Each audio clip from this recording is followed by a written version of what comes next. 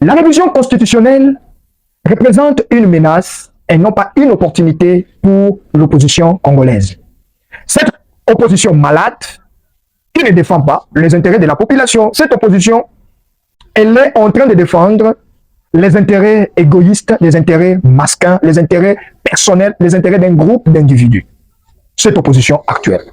L'opposition, elle ne s'est même pas tout autour d'une table pour réfléchir sur l'avenir de la République ou des citoyens congolais. Leur objectif principal, c'est pour devenir le président de la République, c'est pour diriger les institutions de la République.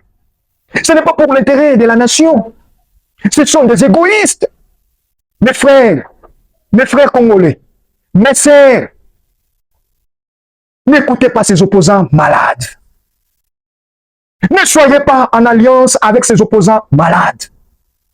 Ces opposants ne sont pas à votre service. Pourquoi ces gens voient le changement de la Constitution ou la révision de la Constitution comme une menace? Pourquoi ils ne voient pas ce changement ou la révision ou la réforme constitutionnelle comme une opportunité pour l'avancement du pays? Ce n'est pas une Bible qu'on ne change jamais. C'est impossible. La seule chose que nous ne pouvons pas changer, ce n'est que la Bible. Mais la Constitution n'est pas une Bible. La Constitution, ce n'est pas une révélation. La Constitution, ce sont les idées. Les idées faites par les hommes. Pourquoi l'opposition a peur du changement de la Constitution? C'est parce que Tshisekedi doit se présenter encore en 2028 comme étant candidat présidentiel, ou bien Tshisekedi veut demeurer éternellement au pouvoir, selon l'opposition. Mais, selon moi, Tshisekedi ne change pas la Constitution pour demeurer éternellement au pouvoir, ou pour se représenter pour un troisième mandat. Non. Il y a des choses que nous devons modifier dans cette Constitution. Cette Constitution qui protège les Rwandais. Cette Constitution qui est tellement malade. Qui n'est pas au service du peuple congolais, mes amis. Où en sommes-nous avec ces pays? Une opposition malade. Une opposition qui se bat pour leur propre intérêt et non pas pour l'intérêt de la République démocratique du Congo. En dehors de Faloulou, qui a toujours pointé du doigt Paul Kagame et les restes. Avez-vous déjà vu Moïse Katumbi pointer du doigt à Paul Kagame? Avez-vous déjà vu Joseph Kabila pointer du doigt à Paul Kagame pour ce qui se passe à l'est de la République? Ces gens-là, ces opposants, avez-vous déjà vu ces opposants condamner les massacres, la désolation qui se passe à l'est de la République? Non, mes amis. Ces gens se battent pour leur propre intérêt. Ils savent très bien, si ce monsieur Tshisekedi qui est le président de la République change la Constitution, on est foutu. Nous n'aurons plus de la valeur. Nous serons bloqués. Katumbi qui vous parle de la souffrance du pays. Katumbi qui vous parle que les étudiants souffrent. Katumbi qui vous parle de la misère du pays. Est-ce que Katumbi est-il modèle pour la République? N'est-ce pas Kabila qui pointait du doigt au M23, qui pointait du doigt à Paul Kagame comme étant agresseur de la République? Aujourd'hui, Kabila est en alliance avec ces mouvements rebelles, avec l'agresseur de la République. En Ukraine, il y a la guerre. En Iran, il y a la guerre. En Palestine, il y a la guerre. Est-ce que ces gens réfléchissent sur les élections? Est-ce que ces gens réfléchissent sur ce qui se passe dans le pouvoir, ou bien ils réfléchissent sur l'avenir du pays? Que ce soit l'opposition, que ce soit ceux-là qui sont au pouvoir, ils se mettent tout autour d'une table, ils réfléchissent comment ils peuvent renverser les Américains, comment ils peuvent renverser l'ennemi de leur pays. Mais c'est le contraire avec le Congo.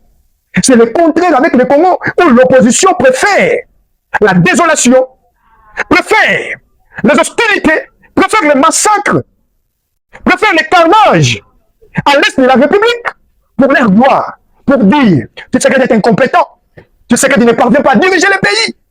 Mais en oubliant que ces mêmes peuples qui sont en train d'ignorer pendant qu'on les tue,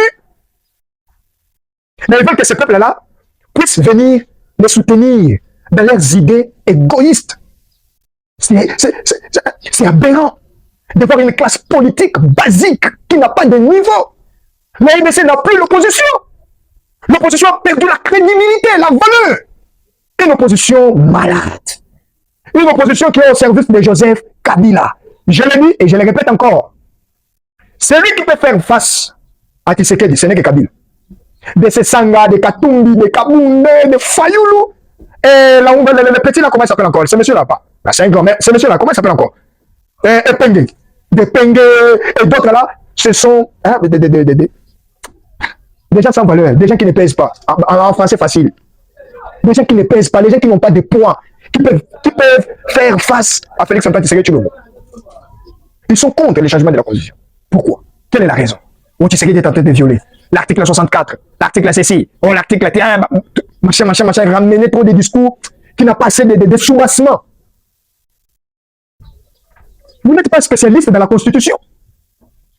Vous n'êtes pas spécialiste. Nous avons besoin de constitutionnalistes de venir nous expliquer l'article 218.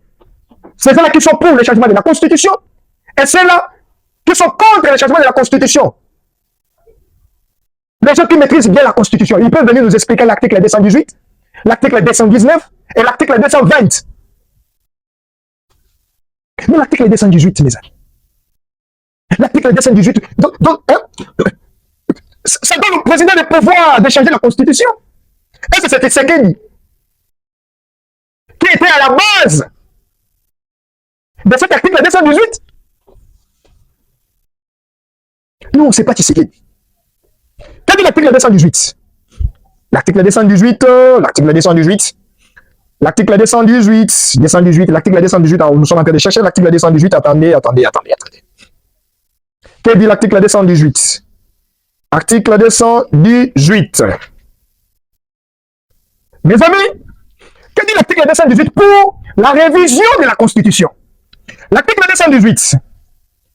L'initiative de la révision constitutionnelle appartient concurremment au président de la République, au gouvernement après délibération en Conseil des ministres, à chacun des membres du Parlement, à l'initiative de la moitié de ses membres, à une fraction du peuple congolais, à l'occurrence 100 000 personnes, s'exprimant par une pétition adressée à l'une des deux chambres.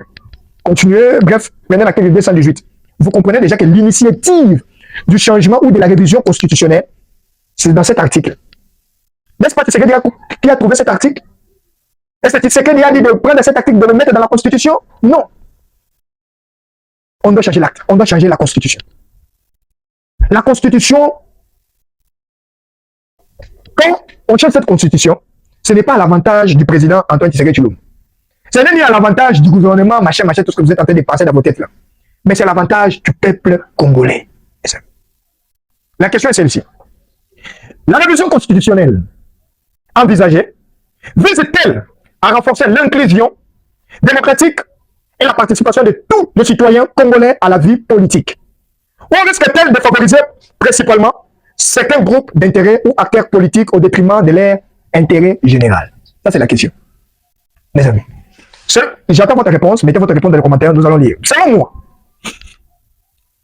ce changement de la Constitution, cette Constitution, elle vient pour renforcer la démocratie.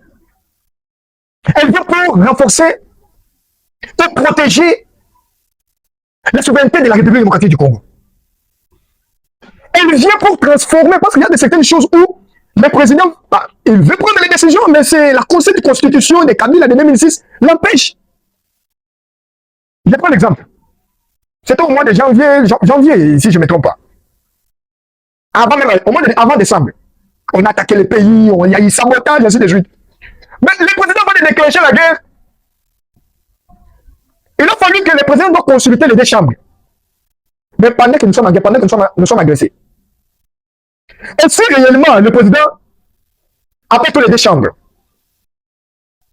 la chambre haute, la chambre basse, c'est ça, non? Bref, limitons là, le Sénat et le Parlement. Et si le président convoque les deux chambres pour faire la guerre à notre agresseur, qui est le Rwanda, Et si ces gens ne sont pas pour la guerre, vous savez tout ce qui s'est passé. Il y avait ceux-là qui étaient pour la guerre, il y avait ceux-là qui n'étaient pas pour la guerre. C'est la Constitution qui dit. La Constitution nous a bloqués. Donc, si on nous attaque, donc le président n'a pas le monopole de répliquer automatiquement. Tout le monde faire appel à ces deux chambres-là. Ils doivent d'abord venir. Vous me dites que cette constitution est agréable, non? C'est ça, non? Ils doivent appeler les deux chambres en concret, ils doivent discuter, qu'est-ce que nous devons faire, machin, tous les deux. À la fin, il n'y a pas de bonnes solutions, de bons résultats. C'est pour cela que le président de la République a mieux réfléchi. Ce n'est pas utile de réunir les deux chambres en concret pour attaquer le Rwanda. C'est pour cela qu'il a emprunté le chemin de la diplomatie. Les gens lui ont critiqué, c'est un faible, il a peur de la guerre. Vous ne savez pas ce qui se passe à l'interne. On peut envier une société X parce que vous êtes à l'extérieur, mais ce qui se passe à l'intérieur. Il y a une société que je vais dénoncer avec l'État. Et je ramènerai cette société en justice. Je ne cite pas les noms, mais le moment viendra. Le moment viendra, l'orage va sonner, les ténèbres. Ce n'est pas encore le moment. Préparez-vous déjà de m'avoir exploité. Préparez-vous déjà de m'avoir utilisé. Mais le moment viendra. Pour les ténèbres sonnera à votre porte. Une constitution qui ne protège pas les peuples. Moi, je suis pour le changement de la constitution. C'est pour renforcer d'abord l'économie du pays. C'est pour renforcer encore le pays. La démocratie. Et ça va aider les peuples à participer aussi dans des débats politiques, dans les décisions de la République. Donc on ne peut pas se lever un bon matin, un président qui se lève là avec sa propre loi, et c'est non. Il doit consulter les peuples. C'est pour cela que moi j'aime les changements. Je suis pour le changement de la Constitution, c'est parce que le peuple va commencer à participer aussi dans les décisions du pays. Avant que le président prenne une décision pour le pays, il va consulter d'abord la population. Et la population aussi participe à un mot à dire. Ce n'est pas un groupe d'individus au Parlement et ils sont là, nous représentons la population, mais c'est l'enfant. Donc lui pense qu'il a ses intérêts.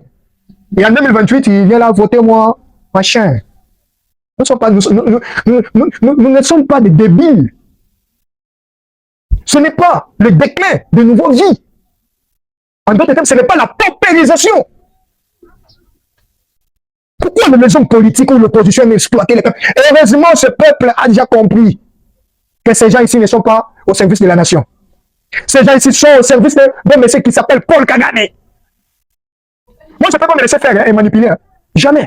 Moi, tu peux faire tes conneries, je t'observe. Je t'ai déjà compris, je sais déjà à Tamouran, bref, ce monsieur si se comporte ainsi. Moi, me laisser faire ou me laisser piloter par un opposant, me laisser faire ou piloter par un directeur, tu peux faire tes conneries, je t'observe.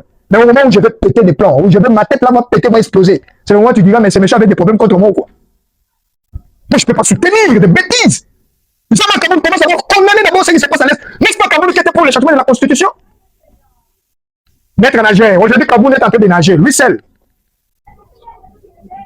La révision constitutionnelle, c'est la deuxième question. La révision constitutionnelle en RDC représente-t-elle une nécessité pour adapter les institutions aux réalités actuelles du pays ou constitue-t-elle une menace pour l'équilibre démocratique et l'alternance politique? C'est ce que j'attends. Les opposants, j'ai besoin de vos réponses. J'ai besoin de vos réponses ici. La troisième question. Pourquoi l'opposition congolaise s'oppose-t-elle à la révision constitutionnelle, alors que ses partisans la présentent comme une réforme indispensable? Qu'est-ce dit l'article 5? Qu'est-ce dit l'article 64? Et qu'est-ce dit l'article 218? Alors, il a peur de citer l'article 219. Oh, nous ne pouvons pas changer la Constitution pendant la guerre, pendant une période de guerre, pendant une période où il y a une fièvre de l'État. Oh, tout ça, c'est je sais que des Français partis par là.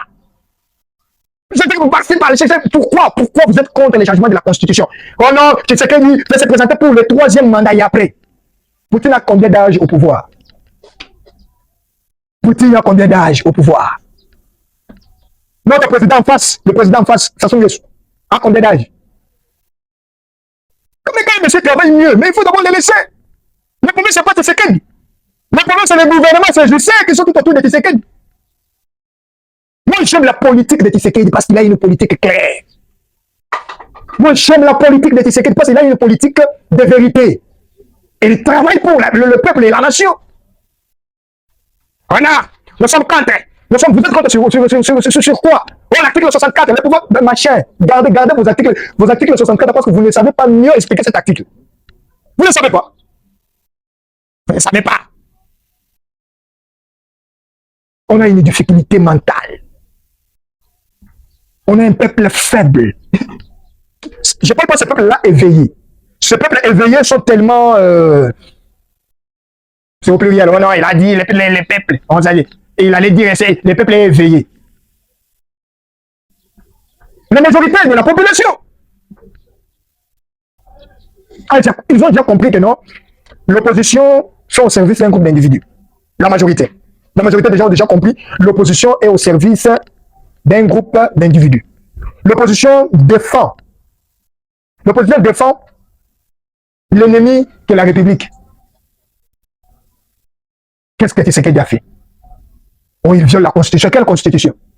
La Constitution de la République ou la Constitution de Kabila? Nous sommes en plein 21e siècle.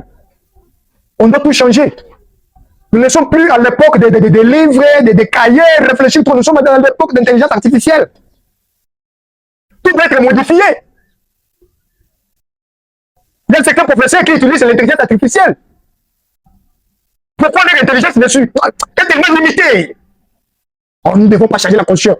Et vous, les pasteurs, qui sont pour le changement de la Constitution et contre le changement de la Constitution, ce n'est pas votre mission. Prêchez vos fidèles le paradis. Prêchez vos fidèles le chemin du Seigneur. Laissez la politique aux politiciens. Parce que votre maître, qui est le maître du monde, n'a jamais parlé de la politique. Il parlait du royaume des cieux. Katoumi qui passe, qui vous embrille. Mes amis, n'oubliez pas de vous abonner. Abonnez-vous. Et si nous parlons rien que de la politique. Si vous entendez qu'ici, il y aura des danses, remuer la hanche, mes amis, vous vous êtes trompés. Vous ne verrez aucun jour sur ma page publier ce qui n'est pas à la logique. Rien que la politique. La société, prépare-toi déjà. Fini l'ère de l'exploitation. C'est Dona Kaban.